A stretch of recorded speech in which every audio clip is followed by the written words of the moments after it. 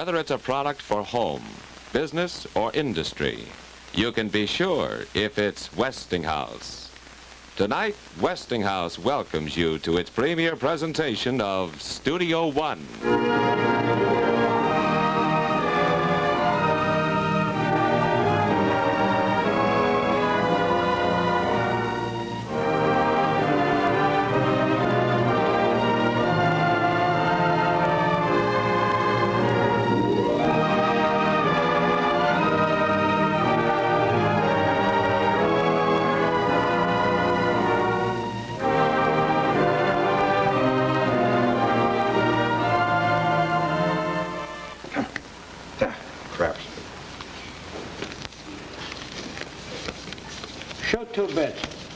Get on them, gamblers. I gotta refuel.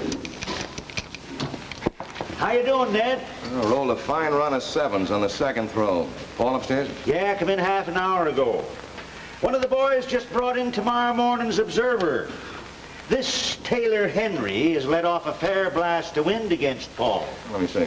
Sure. That young lad's making quite a crusade against the forces of evil in this fair city of ours. And because Paul's political boss, he's nominated him public enemy number one. If he keeps this up, he'll run clean out of adjectives before November. You mind if I borrow this, Mike? Help yourself. Thank you.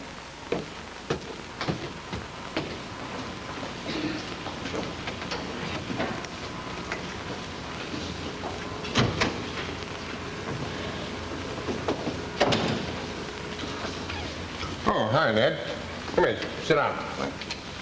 What do you want? Oh, a couple of hundred. Craps? Yeah. Much of a game tonight? Pee-wee.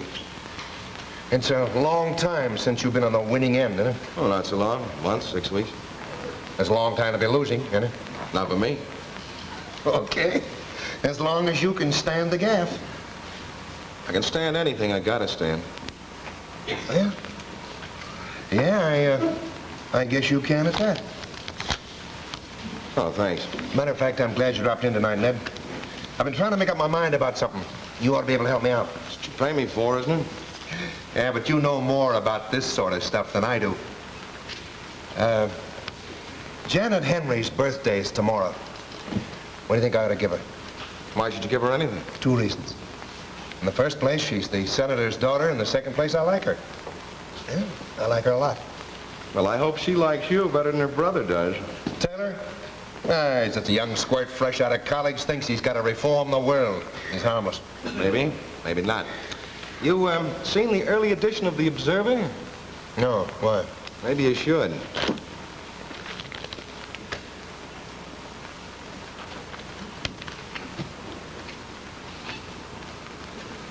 Like it? No. That's not the question. What do I give Miss Henry? Are you going to back her father in the election? I think we will, yes. Why? Because with us behind him, we'll snow Kennedy under. He won't have a chance. We'll put off the whole ticket. Even with his son taking you apart every day in The Observer? I tell you, the old man will muzzle in any time I give the word. And Ned, if he don't, I will. How would the senator do without you? Wouldn't have a chance. Does he know that? How could he help it? I wouldn't be going there for dinner tomorrow night if he didn't. Well, I'm glad you know that much, at least. Do you think he'll play ball with you after the election? I can take care of him. Maybe. Don't forget, he's never been licked at anything in his life. One of the best reasons I know for throwing in with him. No, it's not. It's the very worst. Think that over, even though it hurts your head. Now, how far has this dizzy blonde daughter of his got her hooks into you? I'm gonna marry her.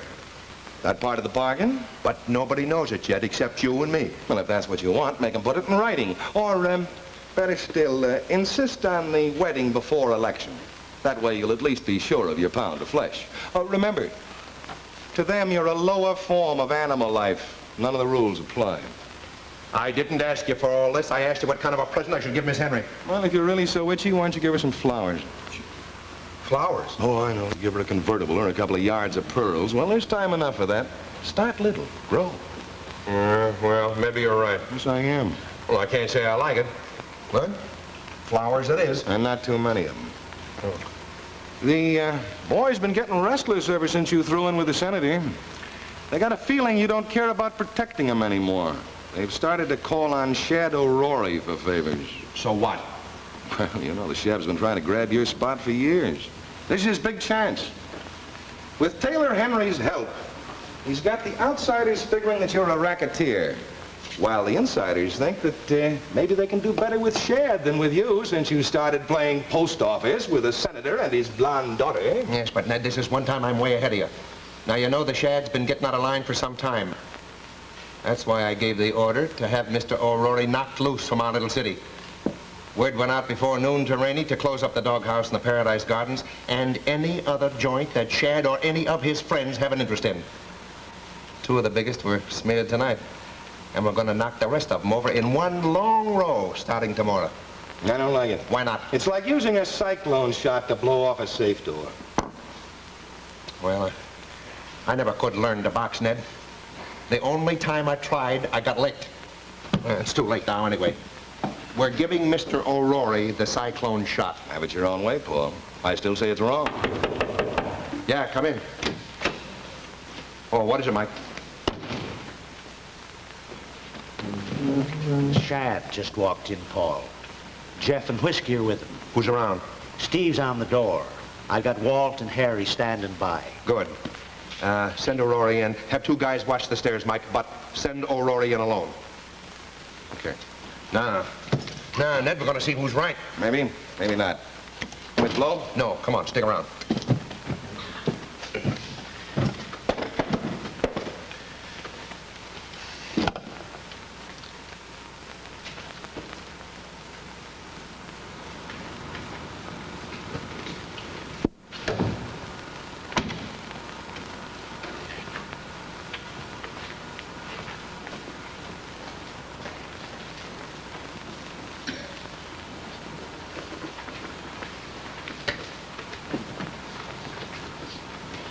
How are you, Shad? I'm fine, Paul. How's yourself? Fine. No Beaumont? Mm-hmm. Yeah. Politics is politics and business is business, Paul. I've been paying my way, and I'm willing to go on paying. But I want what I pay for. You mean you're trying to tell me that some of your coppers won't stay bought, huh? I mean, 2 coppers told me tonight their orders to smear me came straight from you. Well, what do you think of that, Ned? I bought protection, Paul. I want it. What's your answer? No. It's going to mean killing. If you make it mean that. It will.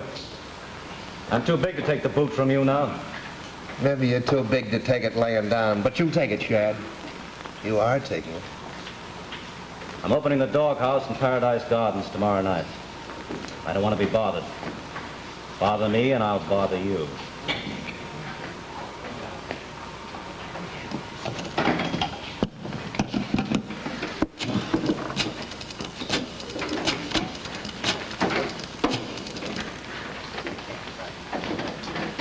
Hello.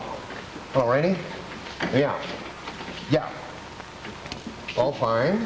Fine, yeah. Say, how are the folks? All good. That's fine. Say, Rainey, they tell me the Shad's thinking of opening up again. Tomorrow night. Yeah. Yeah. Slam it down so hard it bounces. Right. Goodbye. Now, you understand, Shad? You understand where you sit? You're through. You're through in this town for good.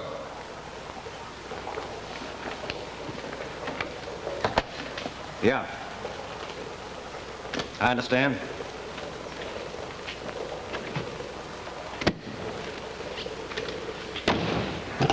Well? Wrong, Paul, wrong. Who are you calling? I'm going to take those 2 bills of yours and lay them on a 16-to-1 shot. We'll see who guesses right. If it comes home, I'm taking my 3,200 and clearing out. Hello, Bernie. Bernie, Ned Beaumont. Look, I got 200 to lay on Peggy O'Toole, on the nose. Yeah, I'm betting it's going to stop raining. On a dry tracks, you'll do all right. Right. Now, come on, sunshine. $3,200 worth of you.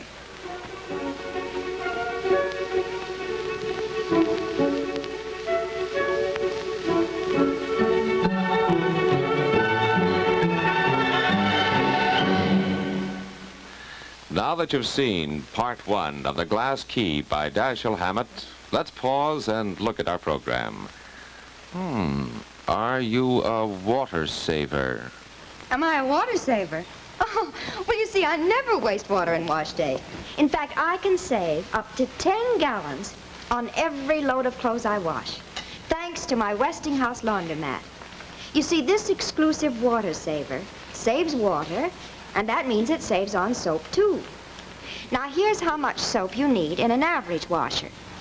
Here's how much you can save with your Westinghouse laundromat, up to 1/2 per washing. Now, if you have a small load, say, lingerie, hose, well, you won't have to use the full amount of soap and water that you would with other washers. If you have a small load, just take it from your handy loading shelf and drop it into your laundromat. No stooping, no bending. Then you set your dial for low. You add a small amount of soap, and automatically you get just the water you need. Then you set this dial like that, and your work is done. For your Westinghouse laundromat is completely automatic. It washes, it rinses, it damps dry, it even cleans itself. But see for yourself, your hands never touch water. And buy on proof. Yes, buy on proof. Just give me a ring. I'll come out to your house and pick up a load of your clothes. Or you bring them in if you'd like and see them washed in the Westinghouse laundromat. Then you'll know why we say the wash word is laundromat.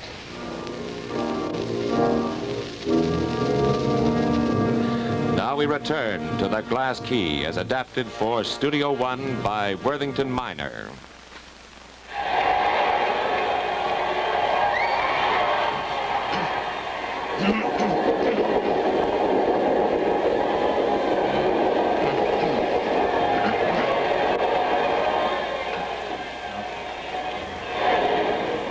Results of the 4th race are now official. The winner, number 7, Peggy O'Toole, black filly out of Susie Q by Whirlwind. She returned 16:30, 7:20, and 3:40.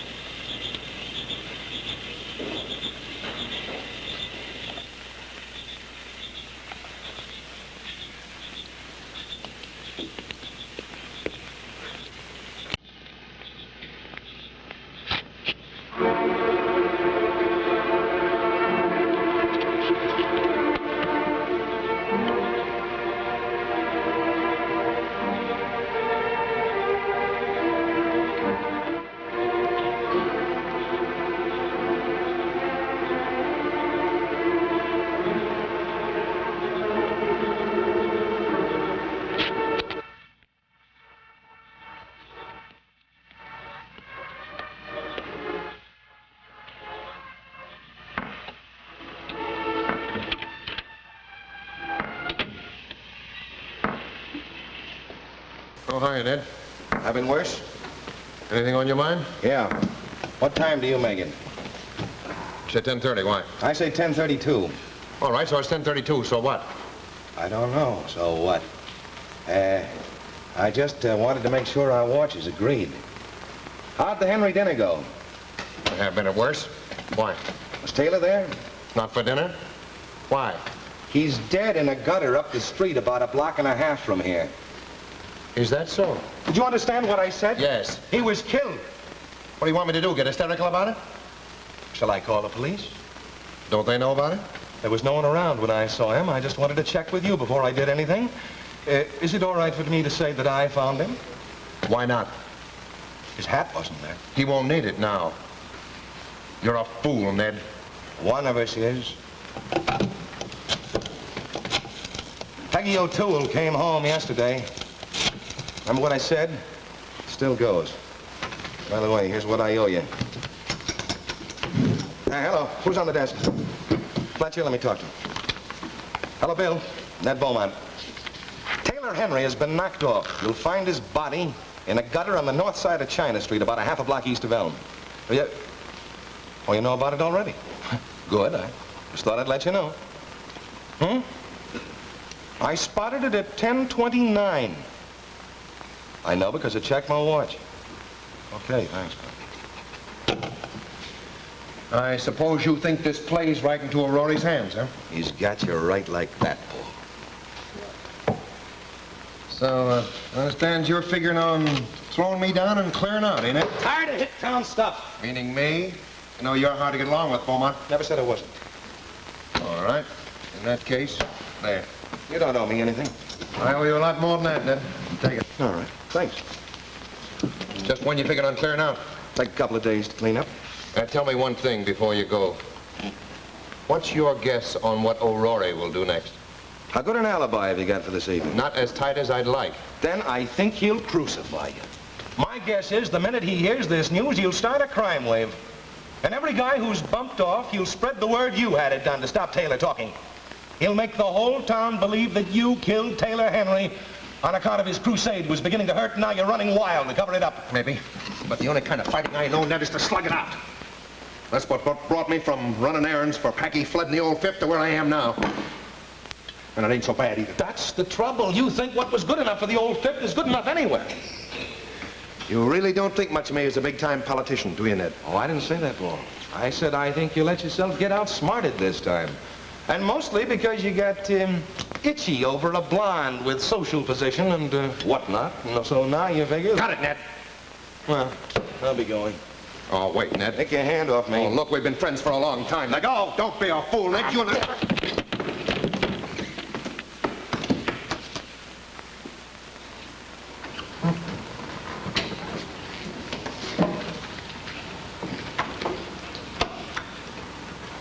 I really ought to push your face in for that. You're a crazy character, Ned. Yeah. I guess I am. Come on, let's have a beer. I'll have him send up a couple of sidles.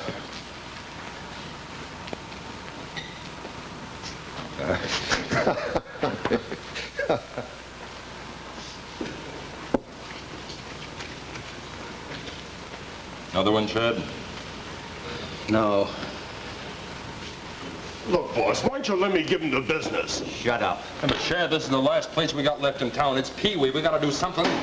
Knock him off in the election, we can do plenty. That'll hit him where he lives. Yeah.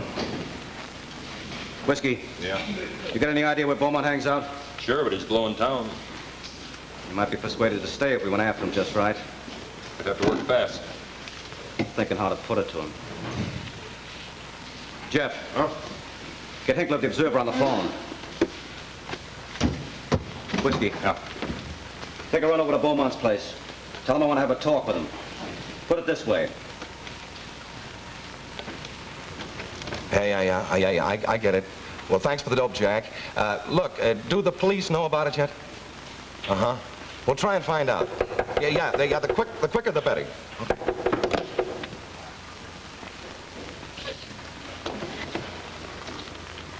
Mr. Beaumont? That's right. May I come in? Why not?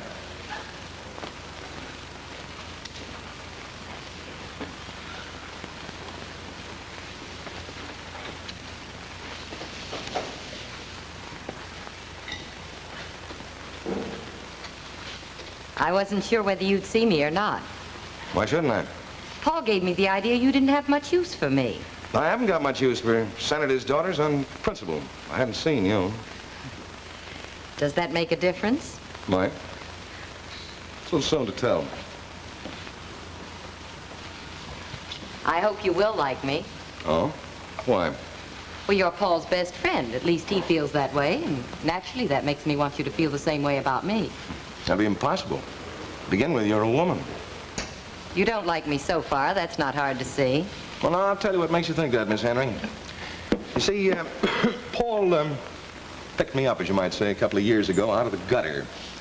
And I'm sort of clumsy and awkward when I'm around people like you of another world entirely, you know. rhodo sections and society columns and all. And so you mistake that gaucherie for enmity, which it isn't at all. You're ridiculing me. Isn't it mutual? You pretending to want me to like you because I'm a friend of the man suspected of murdering your own brother?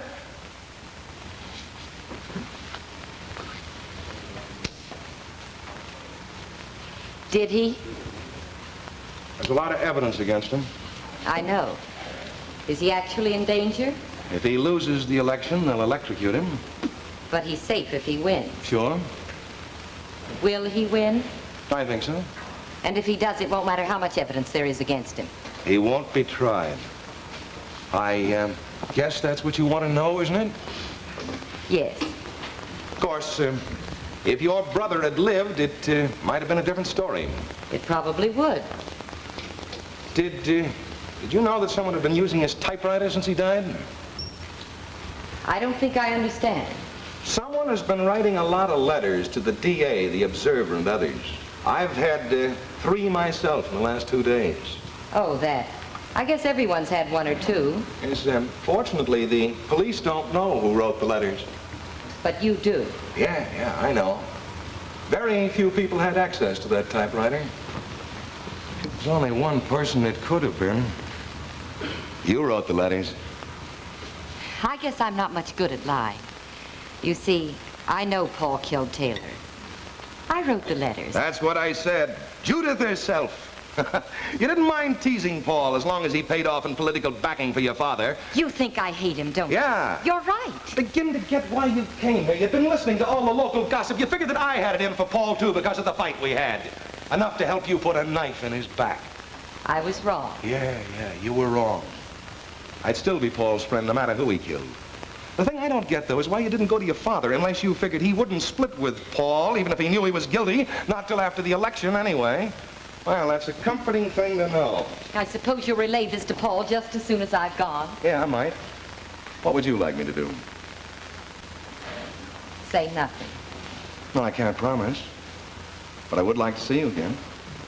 I might like that, too. You're quite different from what I expected. So are you. Might give you a ring sooner than you expect. I won't mind.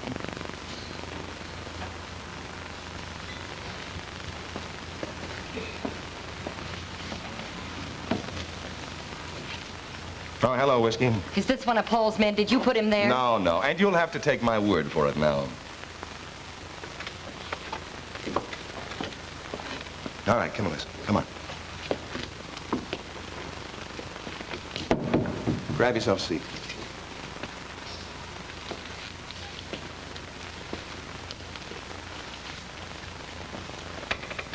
You and Paul must have had a real split. That's what they're saying. Muscling in on his women kind of confirms it. All right, cut it. What'd you come here for? Well, Shad thought you and him might have a little talk. What about? Thought you might do a little business together. I don't think so. Couldn't you be wrong? Oh, sure, I once was. That was a long time ago, though. You're trying to kid me, Ned. No. Look, Shad knows you and Paul broke up because you were against closing Shad's joints. So you're sitting pretty with Shad right now. So? In spite of the joints being closed down, Shad's dough heavy. He's willing to lay it out in chunks to beat Madby. Well. You're sitting pretty to get yourself a slice of it. It wouldn't do any harm to talk about him. Okay. Put on your diapers and we'll go. Where's he holding out? Hit Carson's. I got a car outside. Let's go, then.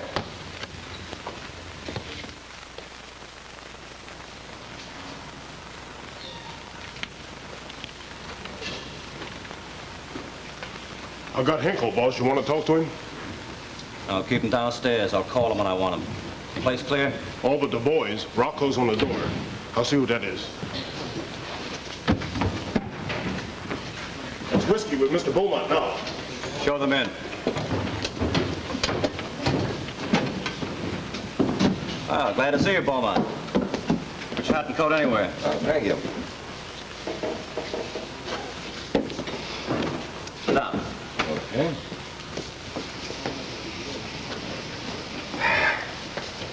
I owe you something for trying to talk Paul. No, you don't owe me anything.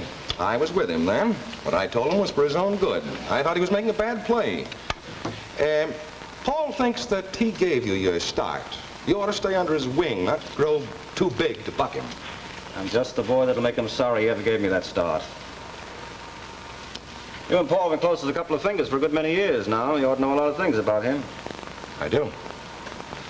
Things I could use? Make your proposition. Well, one thing I can offer you is a chance to pay Paul back. Plenty. Oh, that's nothing to me. As far as I'm concerned, we're quits. You wouldn't want to do anything to hurt him, huh? Oh, I wouldn't mind hurting him, but I can do that any time I want, on my own. You're offering me nothing when you give me that chance.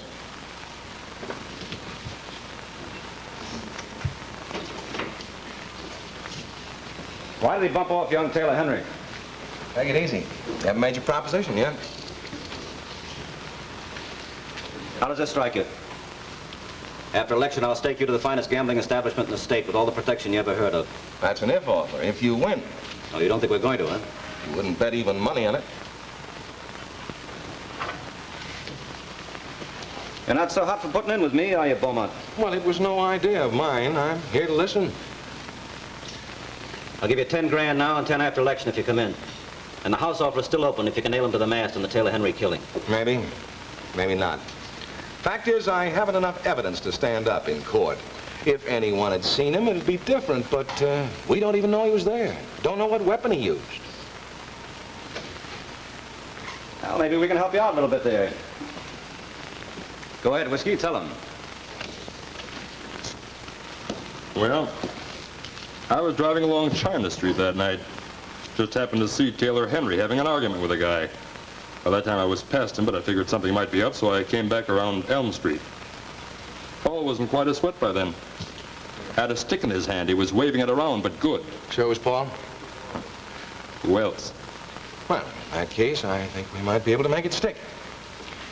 Fine, I'll hinkle up the Observer, get it in shape. Maybe. Well, you want to see the 10 grand first, huh? Quite right. Hey, Juan. Hinkle's downstairs. Get him. Well, fine. We'll go over to my place and get to work on it. No, Mr. Beaumont, it'll have to be done here. Oh, well, if it's the money you're worried about, why, you hang on to it until I've turned in the stuff.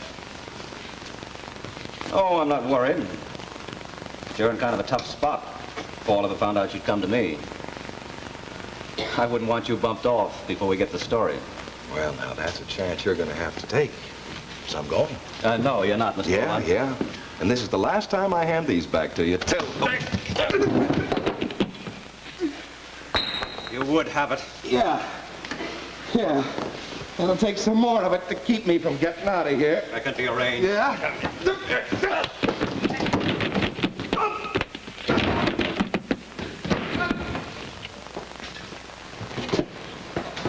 You two work him over a bit.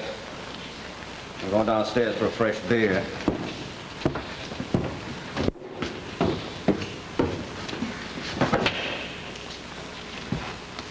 Yes, Senator. Yeah, I know. Yes, I heard that Ned Beaumont was seen in one of Shad O'Rourke's cars. No, I'm not worried about it, but I can't believe that Beaumont would throw in with Shad. I tell you, Senator, I'll get the boys out and have them comb every joint in town. But you see, Shad's been undercover for 5 days now. It may take some time to locate him. Yup. Yeah, I know, Senator. He's my man, all right. Yeah, that's right. It's in my lap.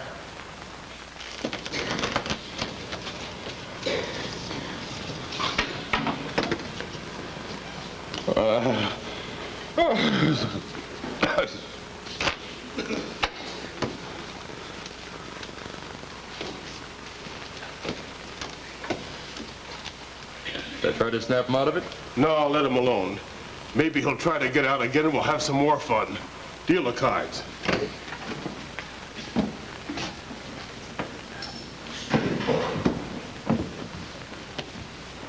Croak him yet? You can croak him. He's tough. A tough baby. Every time he comes to, he starts something all over again. Leave him alone. I don't want him killed yet. You two look all in. Go downstairs and get yourselves a beer. I could use something stronger than a beer.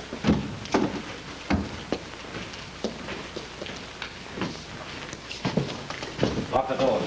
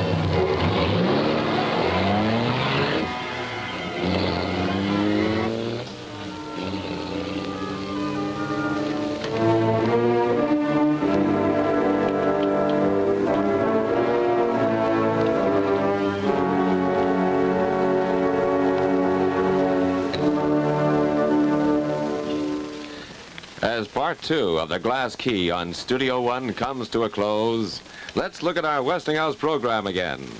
How to dry clothes in the rain. It's no problem at all. Just forget about the weather. If it's raining in the spring or snowing in the winter, for every day is a perfect drying day with a Westinghouse laundromat. It's as easy as this. I take the clothes from the laundromat, all snowy, clean, and fresh now, and without taking a step, I put them in the clothes dryer. No lugging heavy baskets, no hanging clothes up or taking them down. Now, if you want your clothes ready for ironing, just set the dial at damp, dry.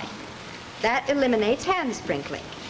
If you want your clothes, if they don't have to be ironed, say things like bedspreads, towels, work clothes, set the dial at dry.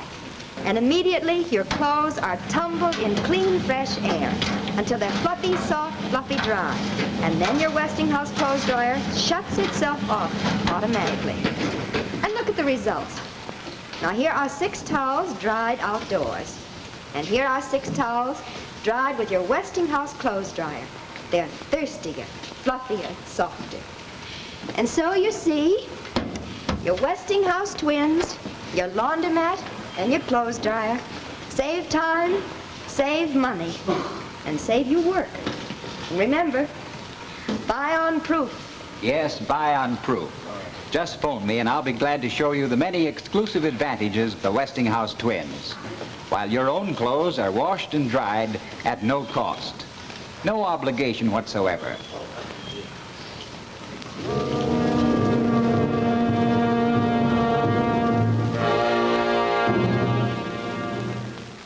Westinghouse welcomes you to the 3rd part of its premiere presentation of Studio One. We now continue with part 3 of Worthington Minor's production of The Glass Key by Dashiell Hammett.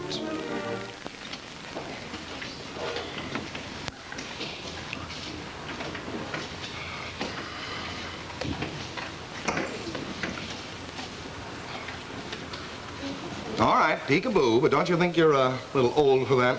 No wonder people beat you up. I just wanted to see if you were awake. You have some visitors. Well, I don't want to see him. You tell him I'm asleep. It's Mr. Madvick and Miss Janet Henry, the senator's daughter. Oh, are you impressed by a senator's daughter? Now, why is it it's always a senator's daughter, never a representative's daughter or an alderman's daughter? Do you suppose senators are more prolific than other people? You're not really funny. It's just the way you comb your hair. All right. Let him in. You can come in now. Thank you. Oh, it's good to see you, Ned. We'd have been in sooner, but that doctor is worse than a cop. How you feeling, son? I'm all in one piece. Oh, Ned, excuse me, I was forgetting. This is Janet. Hello, Mr. Beaumont. And don't blame Paul for this. I made him bring me. I wanted to meet you. Well, I'm glad you did, Miss Henry. I've been wanting to meet you, too. Grab a chair. Oh, here. There, Janet. Thank you. What did they use on you, Ned? Lead pipe? It is all a blank. I went in there to lay a trap for the gent, and he out-trapped me. Who found me and when? Well, a taxi cab driver saw you crawling all over an alley at 3 a.m. in the morning, leaving a trail of blood behind you. I think of funny things to do. I guess I owe you a new head. Oh, forget it. I use them up too fast. Paul says with half a head, you can outsmart anyone he ever met. Well, the man says a lot of things he doesn't mean at a funeral, too. Oh, Paul can only stay a minute, Mr. Beaumont. I know he didn't want to tell you, but it's something important, I'm sure. Oh? What? It's McLaughlin, Ned. He called me just before I started over here, says he's got to talk to me right away. Oh, the railroad crowd? Yeah. Well, you better go there. But I haven't anywhere to go. Would it tire you too much, Mr. Beaumont, if I stayed a few minutes? No, not a bit. Oh, good. That's fine. Give you two a chance to get to know each other better. Ned, how far do you think I ought to go with this McLaughlin? The first time, I mean. Well, as far as you want to go, as long as you don't put it in plain words. They scare him. But you could hire him to commit murder if you gave him a lot of double talk. Well, we don't want any murders, but we do need that railroad vote. I wish you were up, Ned. I will be tomorrow. Good. Anything I can get you, son? No, unless, unless you'd like to take Miss Peekaboo along with you. You know, someday somebody's going to design a nurse's uniform that a man can bear to look at. Black satin. Cut down to here. He'll make a fortune. I'll see you both later. Have a nice visit now. Bye, Paul. Goodbye. Bye, Paul.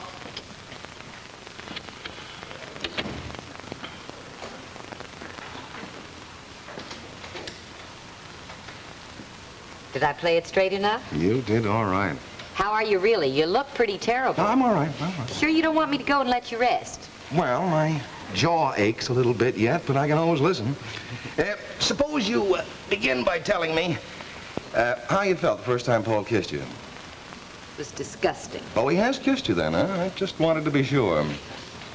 Well, now you know. You know, even if I could prove to you that Paul didn't kill your brother, you'd still hate him, wouldn't you? Yes, I think I should. Yeah, that's too bad. You talk this over with your father? If Paul killed your brother, your father knows it. Of course, my father knows, but he's too much of a gentleman to turn on someone Yeah, well, that's the difference. I'm not a gentleman. I'm a gambler and a politician's hanger-on. So, if you can convince me that Paul's guilty, I'll turn on him and take him apart. Is that a promise? Yeah, that's a promise. What sort of proof do you need? Well, suppose you begin by telling me exactly what happened the night that your brother was killed. Well, it was the first time Paul had come to dinner. Taylor was so angry at Dad for having him, he refused to come to the table. Poor Taylor. He always looked on me as sort of a pure spirit. After dinner, Dad left Paul and me alone for a moment.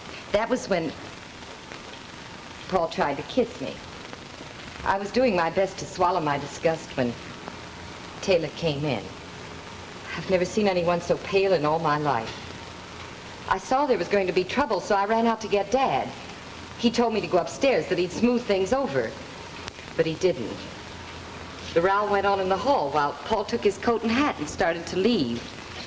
After he'd gone, Dad tried to quiet Taylor down, but he broke away and ran out after Paul. An hour later, I was in bed reading when Dad came in trembling and said that the police had just called to tell him Taylor was dead. Is that proof enough for you? No. You're putting two and two together and guessing it makes four. If Paul killed your brother, it was no accident. I've seen him fight and I fought with him. He doesn't lose his head in a fight. I know. You're Paul's friend and it hurts. Am I? Well, that just goes to show that you haven't the slightest idea what thoughts are going on in my head at this moment. I warned you I wasn't a gentleman. Maybe you do something to me that Makes it more apparent than usual. For no good reason I can think of, I'm glad. So if Paul's guilty, there's only one good way to prove it. He's got to be forced into a confession. He never would. No, not to anyone but me. You wouldn't do it to him. I might. For a price. Name it. I'll think it over. I'm sorry, but Mr. Beaumont must rest now. Oh, yes, of course. I'm just leaving. Goodbye, Mr. Beaumont. Goodbye, Miss Henry. Thank you. No, now you can't make it. All right, now hold it steady. I got one little score to settle, and then I'll sleep like a baby. Say, what do you generally do nights? Go home. I can't make a better suggestion. Hello?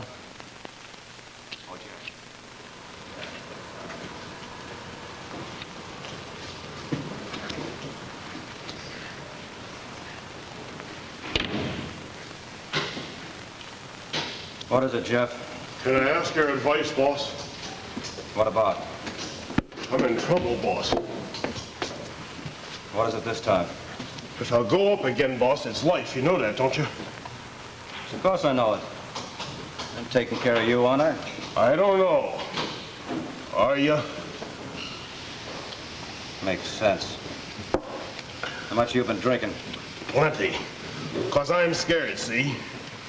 I just heard somebody tipped off the police it was me gave Ned Beaumont that corn over. If anyone did it, it was Beaumont. It's not the way I heard it. I heard it was somebody else. What? And if I get my hands on a guy, I'm gonna make him squeal like a pig. I don't blame you. And I know who the guy is, too. Yeah? Who? I'm talking to you, Shad. What? Don't take your hands off the table, Rory, and don't try to reach for no rod.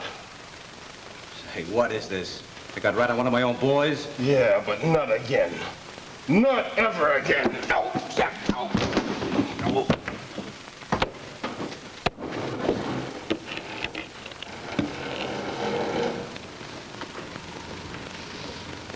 So when I heard the news about Shad, Ned, I figured you had your hand in it somewhere. Now, don't get fooled into thinking this leaves you sitting pretty, Paul, because it doesn't. The boys may not be able to slip over to Aurora anymore, but they're slipping just the same. If Taylor Henry's murder isn't cleared up pronto, you're sunk. Shad or no Shad. You think I did it, don't you, Ned? No, and I never have, but I'm about the last person left who believes you. One of Shad's boys is even willing to take the stand to identify you. Who?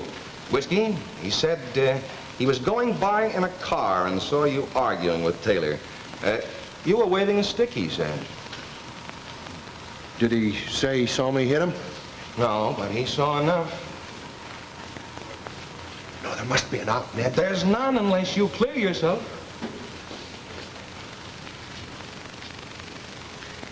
But I can't. I did it, Ned. Still don't believe it. Well, you never carried a stick in your life. No, but he did. It was an accident, Ned. He came at me waving a heavy black stick. I still don't know how it happened, but in trying to get it away from him, I hit him, and he fell. What happened to the stick? I burned it. Why? You had to clear out on a self-defense plea. But I didn't want that, Ned. I want Janet Henry more than I've ever wanted anything in my life. And what chance would I have then, Ned, even if it was an accident? More chance than you got now. She's always thought you did it. She hates you, Paul. She's trying her best to ride you to the electric chair. Why do you think she stayed in my room the other day? And it wasn't the first time either. Stand up, Ned. What is it? Do you want it for yourself? Is that it? It doesn't make any difference now anyway. This is the kiss-off. Get out of here, you hear? Get out when I'm through talking. You'll get out when you're told. You haven't said anything I believe, and you never will now.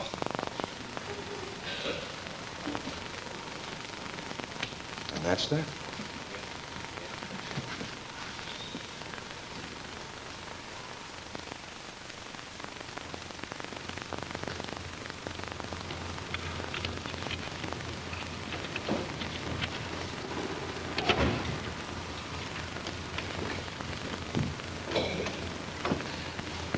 Oh, I'm sorry I'm late. They let you in all right, huh? Well, I guess you win. Paul confessed to me last night. I won't pretend I'm not glad. And now you know I was right. Paul did kill Taylor. That's what he told me. It was an accident. It was murder. Of course he'd say it was an accident, self-defense. Obviously, if it were, he'd have confessed long ago. No. He kept silent because of you. He's in love with you. You're sorry for him. You're going to keep quiet, too. I've just come from the DA's office. I gave him the full story. Then it's over. Oh, Ned. Oh, brother. What a spot Paul would be in if you loved him as much as you hate him. No, it's not over. It's one thing for me to say he told me. It's another for him to say it in court. If he chooses to call me a liar, there still is no case. What can we do? Look, Janet, I promise to help you, and I will. If I can get the positive proof that we need, do you promise to accept the facts no matter how they stack up? Yes. And it's a bargain. I know you think I'm a monster. Perhaps I am. I only hope you like it when you get it. I wish I had a key to open up your head and see what goes on inside. Be careful. Might be a glass key and break into splinters in your pretty little fingers. May I kiss you? I've wanted to for a long time. I'd rather wait till I have only one thing on my mind. What's the other thing? Well, it's two things, really. First, has your father a cane or a stick, one with a bone handle? Well, yes, I think so. You seen it lately? Well, yes, I think I saw it just yesterday in the umbrella stand. Good, good. Now listen carefully, because one slip at this time and both of us can be sunk. I want you to get that stick and bring it to me here this morning. No one must see you take it. Is that clear? That shouldn't be hard. Second, and this is a lot tougher, I want you to get your father to take you to call on Paul tonight at his club. Don't give Paul any warning. Just drop in and stay there until I arrive. That isn't going to be so easy. No. None of it's going to be easy. But you'll be there? Yeah. I'll be there.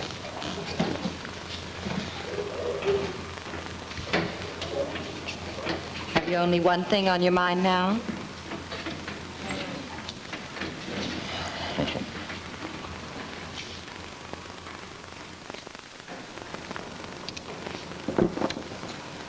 It's all yours, Senator. You mean I win again? That's right. I'm running in quite a bit of luck this evening. Well, I'll tell you, is $10 too much? No, I think we might be able to find someone to fade you. Good. Next Beaumont is coming in. If Paul sees him, there's going to be a lot of unpleasantness. Let me handle him. Well, hello, Harry. Paul in? No. Senator Henry here? Why? Well, I got a call a little while ago asking me to meet him here. What are you trying to do? Take away all his dough before the election? No, as a matter of fact, he's been cleaning me out. Oh, well, don't let Paul catch you. Good evening, Senator. How's it going? Hello, Beaumont.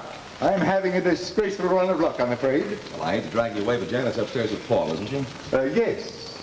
Well, shall we go up? It won't take long, I'm sure. As you wish. I'll be back, gentlemen, and give you a chance to win back some of this money. What is it, Beaumont? Janet seemed very upset. Something's come up, Senator, that could ruin your whole campaign. Blessed settled. I'd have kept you out of it if I possibly could. By all means, let's get it settled then. I see. Dad shouldn't stay down there any longer. He knows absolutely nothing about gambling. He won't lose. Anyway, I wanted a chance to talk to you, Janet. Why? Well, I think it's only fair to tell you that I may be on the skids. Now, I just wanted you to know that so that you couldn't accuse me. Is the election going badly? It's more than that, Janet. It's just that... But, yeah, come in. Oh, hello, Senator. Hello, Paul. What are you doing here, Beaumont? Nobody asked you here. I did. I did because I want to hear you say, and I want my father to hear you say what you told Ned last night. Now, Janet, please, let's not have a scene. It may be of peculiar interest to you, Senator. You see, Paul confessed to me last night that he killed your son. By accident, of course. There was an argument, and he struck your son with a heavy black stick that your son was carrying. I can give you more details if you want them. No. That's quite enough. All right, go on. Get out of here. No, I want to hear it from you. I want to hear you say it with your own lips. That you will never hear. All right, Beaumont, you can finish this any way you please, and I hope you enjoy yourself. As for me, I'm going out and get some good, clean air in my lungs. Aren't you going to stop him? Why? He won't get very far. He knows his numbers up. Oh, Dad, I know how hard this is on you. Yes, it is hard. I find it difficult to adjust myself to the knowledge that a man with whom I have worked shoulder to shoulder could have murdered my own son. Now, if you don't mind, I think I'd like to go home. Not just yet. You will excuse me, sir? It's no good, Senator. Unless you'd like to hand over the gun that's in your pocket. Dad. Oh, I know what you got in mind. You thought it'd be easy to walk out of here and avenge your son's death? They'd never convict you, would they? Well, I'm not going to let you do it. Ned's right, Dad. You mustn't. You can't. Take the gun, Jen.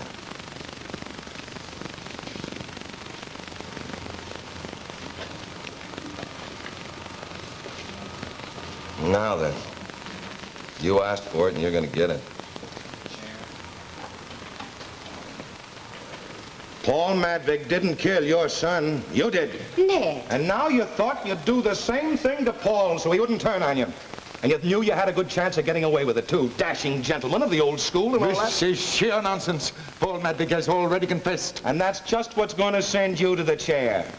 Paul confessed to me that he hit your son with a heavy black stick which he later burned. He lied. This is your stick, Senator, which Janet borrowed for me. And here's the chip out of the handle. You'll find it fits, because the chip was lying beside your son's head when I found him. This is more difficult than it should be made for me. I ran out after Taylor that night because I didn't want to lose Paul's friendship through the hot-headedness of my son. I caught up with him on China Street. Paul had taken the stick from him. I asked Paul to leave us alone, and he did so, gave me back my stick. Then Taylor spoke to me as no son should speak to a father, and he tried to thrust me out of his way so that he could chase Paul again. I don't know exactly how it happened, the blow, but it happened, and as he fell, his head struck the curb. Paul came running back then. He hadn't gone far, and we learned that Taylor died instantly. Paul then insisted we leave him there and not admit that we had anything to do with his death. He said no matter how unavoidable the accident was, it would only stir up a nasty scandal in the coming campaign. Well, I let him persuade me. That is what happened. You let him lie there like that in the street. Well, it's all over now. I have only one favor to ask. Give me back my revolver. And 5 minutes alone. No. You'll have to take what's coming to you. All right, Bill. Senator's ready.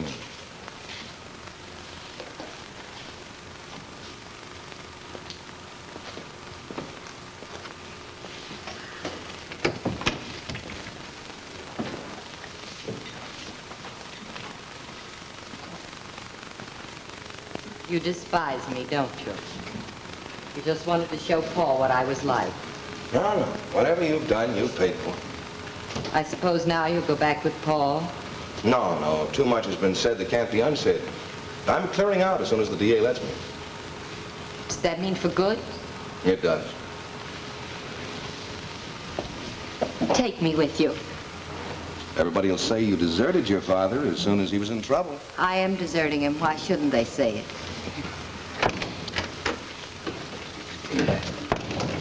Oh, Ned. You really still selling clearing out? Yep. You really gotta go? Gotta. Well, I deserve it, I guess. Whether you go or stay, Ned, I'd like to think that you don't hold anything against me. I'm not holding anything against you, Paul. Thanks, Ned. But there's plenty you can hold against me. Why, Janet's coming with me. I've done you a lot of harm, Paul. I always would. Don't, Janet. Well, luck. Now go on, get out of here. Both of you, get out.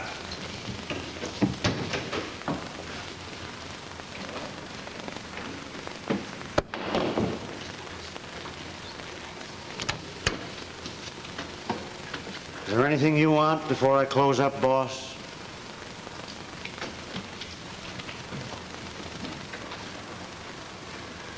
Nothing.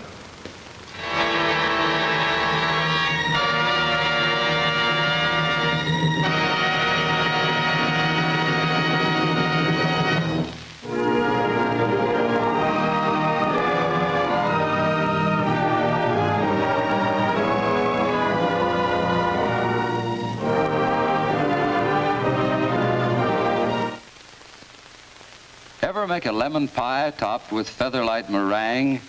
Wondered how a few egg whites could make all that fluffy whiteness?